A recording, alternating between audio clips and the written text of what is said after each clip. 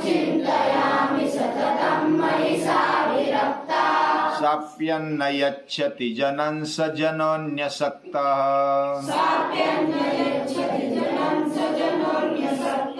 अस्मत्कृते च परितुष्यति काचिदन्या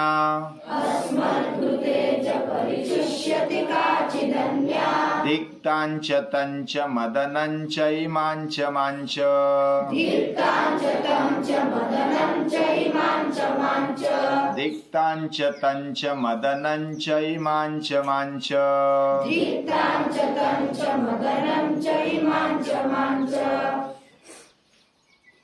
भारत में बहुत सारे राज्य है और भारत में राज्य करने वाले भी राजा बहुत सारे हुए, वो प्रसिद्ध भी हुए। मध्य प्रदेश नाम का एक राज्य इधर ही नजदीक है।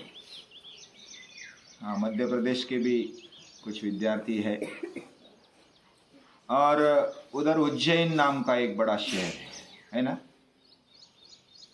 उज्जैन राजधानी थी और उधर भर्तृहरि नाम के एक राजा रहते थे।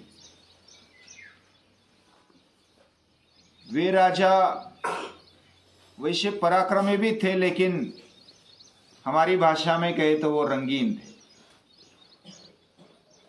यानी जो भी वो करते बहुत ही मन में जो आए वो करने लगते थे। और बहुत सारी महिलाओं में, स्त्रियों में वो रहना पसंद करते थे और गप्पे भी बस वही लगाते थे, विषय भोग की। या तो क्या खाना चाहिए, क्या पीना चाहिए, कैसे घूमना चाहिए, बस वही चर्चा उनकी लगी रहती थी ज्यादातर। और ऐसे भर्तृहरि थे, उन्होंने उस पर एक शतक रचा, श्रृंगार शतक। और उस समय एक घटना हुई। उनके जो भाई थे विक्रमादित्य, उसको वो विक्रम बोलते थे। वो बहुत ही सजग थे, उनका भी अभ्यास बहुत बढ़िया था। और भर्तृहरि भी एक विशेष ऐसे प्रतिभाशाली थे और विक्रमादित्य भी प्रतिभाशाली थे, शूरवीर भी थे। तो अचानक रानी आ गई और रानी ने बोला कि अंतपुर यानी कि जो रानीवास रहता है, उनके जो सिपाही और जो दास दासी है वो बदल दी गई। तो वो रानी पूछने के लिए आ गई राजा को कि अचानक ऐसे क्यों बदल किया गया। तो राजा बोले कि मुझे कुछ मालूम नहीं, ये किसने बदल किया। फिर कोई उत्तर देने के लिए तैयार नहीं था, क्योंकि जो बदल किया था वो उसका भाई था विक्रमादित्य। तो रानी ने ही बताया कि विक्रमादित्य ने ऐसा किया है, ये बिना आपके ऑर्डर के, बिना आज्ञा के ये बदल कर दिया और ये अच्छा नहीं हुआ। तो रानी ने तकरार की, रानी आ गई, विक्रमादित्य को बुलाया गया। भर्तृहरि बोलते हैं विक्रम, ये अच्छा नहीं हुआ, क्यों किया तूने ऐसा। वो एक नहीं दो नहीं कुछ नहीं बोला। रानी बोलती है मैं बताती हूं वो क्यों ऐसा करता है। उसकी मेरे ऊपर नजर है, बुरी नजर है, और इसलिए वो ऐसा करता है। विक्रमादित्य फिर भी कुछ नहीं बोलता है। फिर भर्तृहरि चिढ़ जाते और बोलते अभी के अभी राज्य के बाहर चला जा, नहीं तो तेरी गर्दन काट दूंगा। तो वो नमस्कार करने के लिए आते, रानी का नमस्कार करने के लिए आते, राजा का नमस्कार करने के लिए आते, लेकिन दोनों नमस्कार नहीं करने देते। बस जा तू चला जा, तेरी नजर अच्छी नहीं है। वो तो बस निकला। जो प्रधान थे राज्य के, उन्होंने देखा कि ये अच्छा नहीं हुआ और उसको मालूम था कि कौन कैसा है। प्रधानमंत्री को बहुत ही अच्छा मालूम पड़ता है, वो सभी और देखता है, उसको राज्य कारभार करना होता है। वो विक्रम के पास आ गए, विक्रमादित्य के पास आ गए कि बोले कि आप मुझे, आप जैसे राजा है वैसे आप भी है, आप प्लीज बताइए कि क्या बात है, मुझे बताए, मैं किसी को नहीं बताऊंगा। बोले कि मैं ये बताने जैसी बात नहीं है, मैं जाता हूं बस। तो वो तो गिड़गिड़ाने लगे कि हे राजा, आप छोटे राजा हैं, मुझे बताइए, मैं उसमें से कुछ सॉल्यूशन निकालना चाहता हूँ, कुछ करना चाहता हूँ, जो आप नहीं कर सके मैं कर पाऊंगा, हो सकता है। तो उन्होंने बता दिया क्या था वो। फिर एक दिन क्या हुआ, एक साधु सन्यासी आ गया। साधु सन्यासी ने एक फल लाया और फल लाने के बाद राजा को बोला, भर्तृहरि को बोला कि ये मैं आपको देना चाहता हूं। और ये केवल फल साधारण फल नहीं है, ये अभिमंत्रित फल है।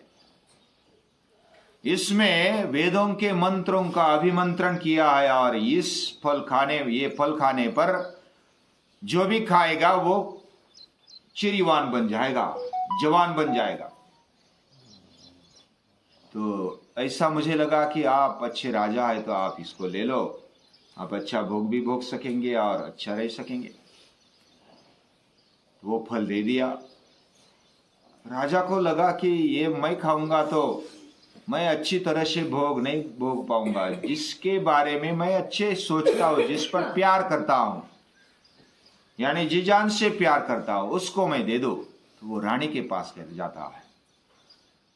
रानी सुंदर भी है और खुद रानी होने के बावजूद भी वह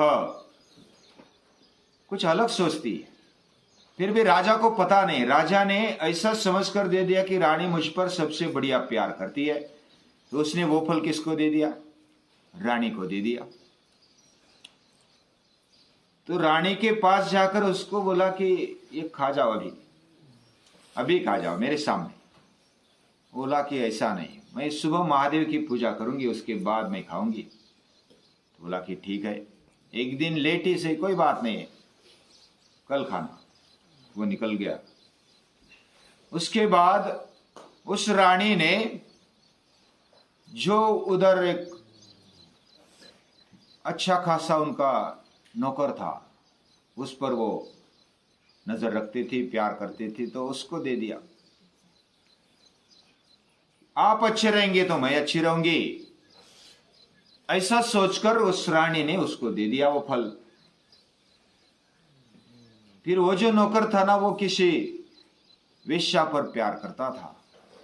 वो बोला कि मैं खा के क्या करूंगा, मैं तो नौकर हूं, मेरी जो प्रियतमा है उसको दे दूंगा। उसके पास गया और उसको दे दिया। और वो जो वेश्या थी वो सेनापति पर प्यार करती थी,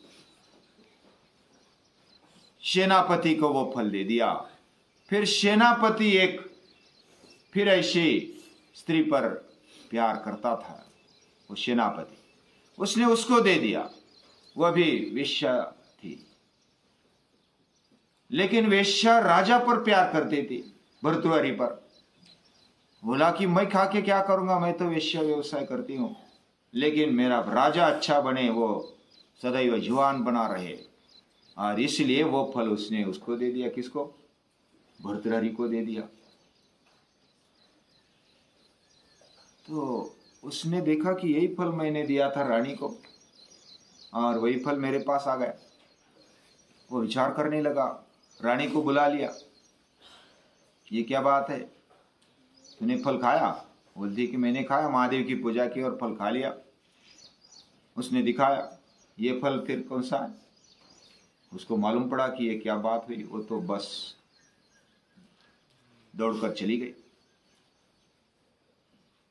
और फिर बाकी पूरा कैसा चक्र घुमा वो पूरा भर्तृहरि ने देखा। याम चिंतयामि सततम, मैं जिसका चिंतन करता हूं सतत, मैं सा विरक्ता, मेरे बारे में वो विरक्त है, मेरे बारे में कुछ लेना देना नहीं उसको, वो दूसरे पर प्यार करती है। फिर वो जिस पर प्यार करती है वो दूसरे पर प्यार करता है। और जो जिस पर प्यार करता है, सचमुच प्यार करता है, वासना से, भोग से वो खींचा हुआ है, और वो फिर मुझ पर प्यार करती है। मुझे पता नहीं चल रहा क्या करूं। देख, तांच तंच मदनंच इमांच मांच, यहां मैं जिसका चिंतन करता हूं वो दूसरे का चिंतन करती, जो उसका चिंतन करता है वो तीसरे का चिंतन करता है, जो तीसरा चिंतन करता है वो चौथे का चिंतन करता है, और वो मुझ पर प्यार करती है। क्या बात है, कुछ चक्कर समझ में नहीं आ रहा। ये मोह माया जाल। वह तुरंत विक्रमादित्य को याद करता है कि मैंने जो भी किया बहुत ही गलत किया। विक्रम ने जो किया था वह सही किया था। उसकी नजर बहुत ही तीक्ष्ण थी। और ये सब बना बनाने वाला कौन है? प्रधानमंत्री। वो बराबर वो फल साधु को बेचता और देता। ये सब खुला कर दिया और बहुत ही योग्य तरीके से उसकी बुद्धि में ये डाल दिया। भर्तृहरि तुरंत विक्रमादित्य को बुला लेते हैं कि क्या बात है, मैंने तुझे गलत समझा, मुझे क्षमा कर दे, और मैं अभी राज्य छोड़कर जाता हूं, ये तू संभाल ले, मैं लायक नहीं हूं इसके। उसने फिर वैराग्य शतक बनाया है। याम चिंतयामि सततम मयिसा विरक्ता, साप्यन्य यच्छति जनन सजनोन्यसक्ता, अस्मत् कृते च परिदुष्यति काचिदन्या। हर कोई दूसरे से प्यार करता है, ऐसा दिखावा करता है, लेकिन प्यार तो कुछ अलग बात है। हमारा जीवन, ये जो कथा है ना, ये कथा हमारे जीवन के बारे में सोचने के लिए मजबूर करती है। हमारे भारतीय संस्कृति में 4 पुरुषार्थ है। पहला कौन सा है? धर्म। दूसरा कौन सा है? अर्थ। तीसरा कौन सा है? काम। चौथा कौन सा है? मोक्ष। ये 4 पुरुषार्थ है। 4 पुरुषार्थों में ये काम भी पुरुषार्थ है। हमारे इंद्रियों का, हमारी वासनाओं का, इच्छाओं का सही उपयोग करना हमारे हाथ में। मैं क्या देखो, काम केवल भोग वासना नहीं है। काम केवल स्त्री पुरुष का संबंध नहीं है। काम यानी जो भी आदत पड़ जाती है, व्यसन लग जाता है, वो व्यसन लगना, किसी भी बारे में, किसी भी इंद्रियों के विषय के बारे में व्यसन लगना, ये बुरी बात है, ये काम है। और जो काम को जीतने वाला कौन होता है? जो विचार करता है वो जीतता है। ये विकार हर एक के अंदर रहते। काम, क्रोध, लोभ, मोह, मद, मत्सर, ये विकार हर एक के अंदर रहते हैं। जो भी आदमी है, मनुष्य है, स्त्री है, पुरुष है। लेकिन विचार पूर्वक जो जीता है वह इनको जीत पाता है। काम को जीतना है तो ज्ञान से जीतना चाहिए। इसलिए कामदेव को भस्म करने वाले कौन है? कथा सुने ना? हाँ, शिव शंकर है, महादेव है। महादेव ज्ञान की देवता। ज्ञान से काम को जीता जाता है। हमारा जो बुरा व्यसन है उसको जीता जा सकता है। हमारे इंद्रियों को जीतने के लिए ज्ञान की आवश्यकता है, विचारों की आवश्यकता है। हम सही विचार दिमाग में रखेंगे, ध्येयनिष्ठ रहेंगे, ब्रह्मचर्य व्रत का पालन करेंगे। जो कामी होते हैं ना, यानी कि व्यसनी होते हैं, उनको बाकी का कुछ नहीं दिखता है। कामातुरा न भयन न लज्जा, उनके जीवन में कोई भय और लज्जा उनको लगती नहीं है। न जातु काम कामानाम उपभोगे न शाम्यति। ये काम बहुत ही बलवान होता है और इसको जीतना केवल भगवान शंकर को ही आता है। भगवान शंकर यानी ज्ञान। हमारे दिमाग में जो विचार है, योग्य विचार है, शुद्ध विचार है, उसको हमेशा बनाकर रखो विद्यार्थी अवस्था में, और पूरे जीवन में ये बहुत ही मूल्यवान ऐसा विचार। भगवान कृष्ण कहते हैं धर्मा विरुद्धो भूतेषु कामोस्मि। मैं काम हूं, लेकिन धर्म के अविरुद्ध जो है, यानी उसका उपयोग कैसा हम कर सकते हैं, हमारी इच्छा का, वासना का योग्य दिशा में उसका कैसा उपयोग कर सकते हैं, ये बहुत ही महत्वपूर्ण बात है। क्या हम ऐसा कर सकेंगे? हम विद्यार्थी, विद्या का ग्रहण करना, उसको जीवन में प्राप्त करना, ये विद्या स्नातक करता है। और विद्या को अपने जीवन में उतारना, ये विद्या व्रत स्नातक उसको बोलते हैं। विद्या ग्रहण करना एक अलग बात है, यानी हमने अभ्यास किया, लेकिन जब आचरण में लाने का जो प्रयास है, जो प्रैक्टिकल है, वह है व्रत स्नातक। यानी व्रत लेकर, ब्रह्मचर्य का व्रत लेकर हमारे जीवन को ऊंचा बनाना। हमारे शरीर में सप्त धातु होते हैं, रस, रक्त, मांस, मेद, अस्थि, मज्जा, शुक्र।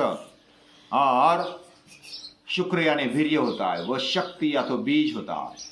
उसको अपने जीवन में सही उपयोग करते हुए ओज में बदल देते हैं तो बहुत ही तेजस्वी आदमी बनता है।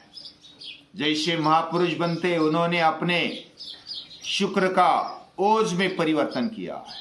जो सन्यासी है, विवेकानंद है, दयानंद है, या तो महर्षि अरविंद है, अलग अलग जो महापुरुष हुए, शिवाजी महाराज हुए, या तो जो भी मान राजा हुए, भर्तृहरि हुए, विक्रमादित्य हुए, भरत राजा हुए, पांडव हुए, उन्होंने ऐसा राज्य किया है, उनका ओज प्रकट हुआ है। मेरा ध्येय है मेरे जीवन को ऊंचा बनाना, मेरे साथ मेरे आसपास के कुटुंबीय भी ऊंचा विचार करें। और ऐसे ऊंचा विचार करने वाले कब बनते हैं? काम को जीतने वाले कब बनते हैं? जो योग्य विचार करते हैं, अध्ययन करते हैं, ज्ञान की उपासना करते हैं, वे ऐसा जीवन जी पाते हैं। और मनुष्य बन करके मनुष्य जीवन में विशेष बुद्धि हमें मिली है, और उसका उपयोग हम करते हुए इस पुरुषार्थ को पा सकते हैं। हमारी इच्छा को, वासनाओं को योग्य दिशा में कैसा लाना, इसमें योग का अभ्यास होता है।